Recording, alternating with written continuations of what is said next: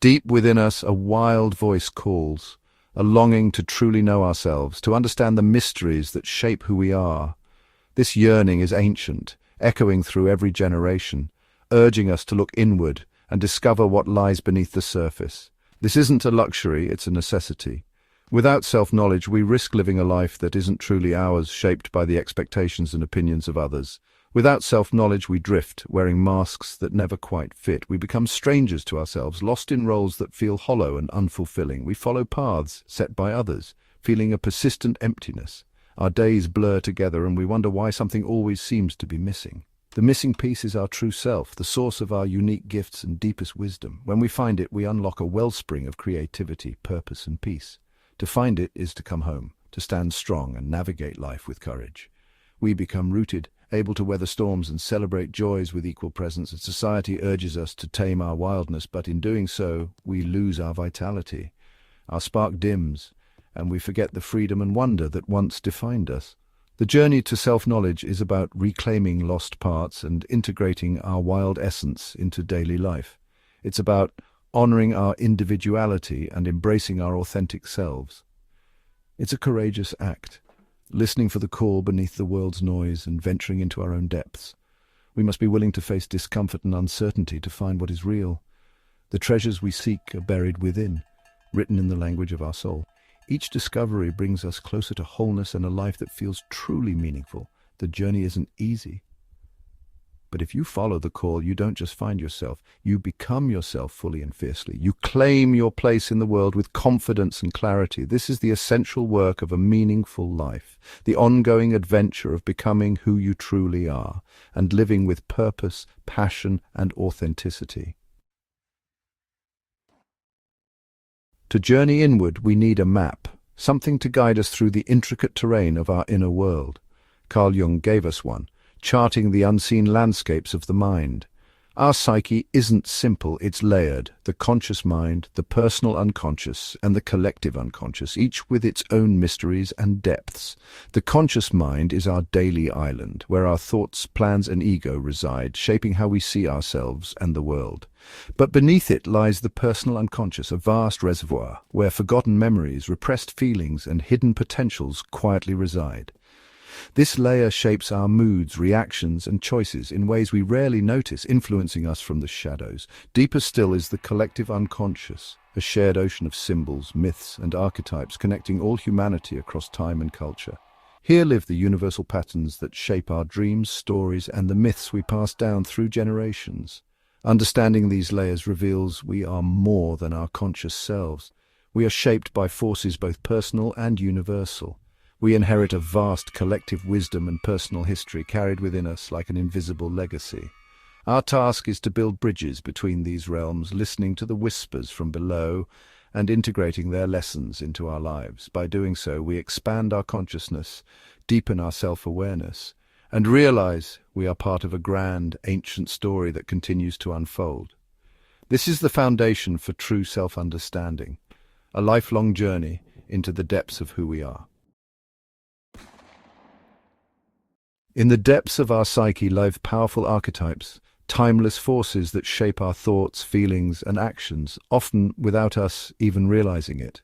These are ancient patterns etched into the collective memory of humanity, shaping our lives across generations. The first is the persona, the mask we wear for the world, crafted to help us navigate society and meet expectations. It helps us fit in, but it's not our true face. Beneath it, our authentic self waits to be seen. Then comes the shadow, all we reject or deny in ourselves, the parts we hide from the world and even from ourselves. It follows us, projecting onto others, but also holds our hidden strengths, waiting to be reclaimed and integrated. Next is the inner partner, an essential presence in our inner world. For men, this is the anima. For women, the animus. These figures represent our inner balance. They are not about gender, but about energies, intuition and creativity, logic and courage, qualities we all possess and must learn to harmonize. When unconscious, these energies can cause confusion, conflict, or turmoil in our relationships and within ourselves, but when integrated, they guide us to wholeness, helping us grow and connect more deeply with others. At the center is the self, the archetype of wholeness, the organizing principle of our psyche, drawing all parts of us together. The self is not the ego, but the wise center that unites all parts of us, offering guidance and inner peace. Life's goal isn't ego perfection, but relationship with the self, a journey of acceptance, discovery, and integration. The self is our guiding star, the source of our deepest meaning and purpose, illuminating our path forward. To truly know ourselves, we must meet these archetypes, listen to their wisdom, and let the self lead us home.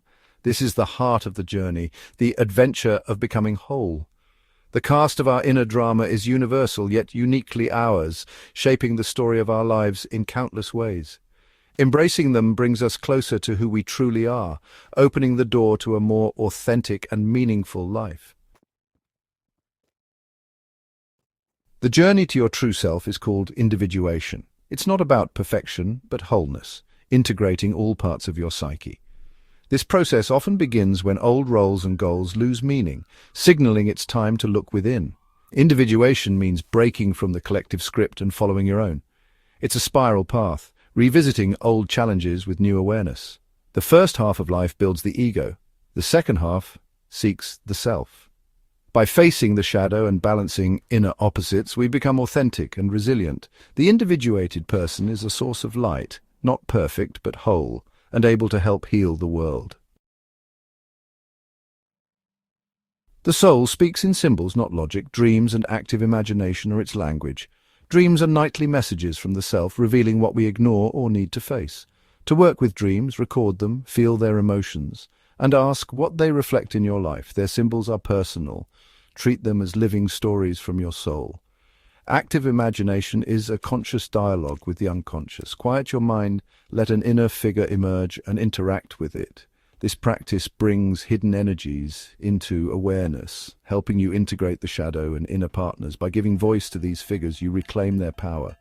Dreams and imagination are sacred spaces for healing and growth. They guide you on the path to wholeness.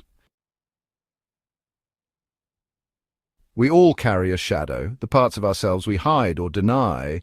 We project these traits onto others, fueling conflict and misunderstanding.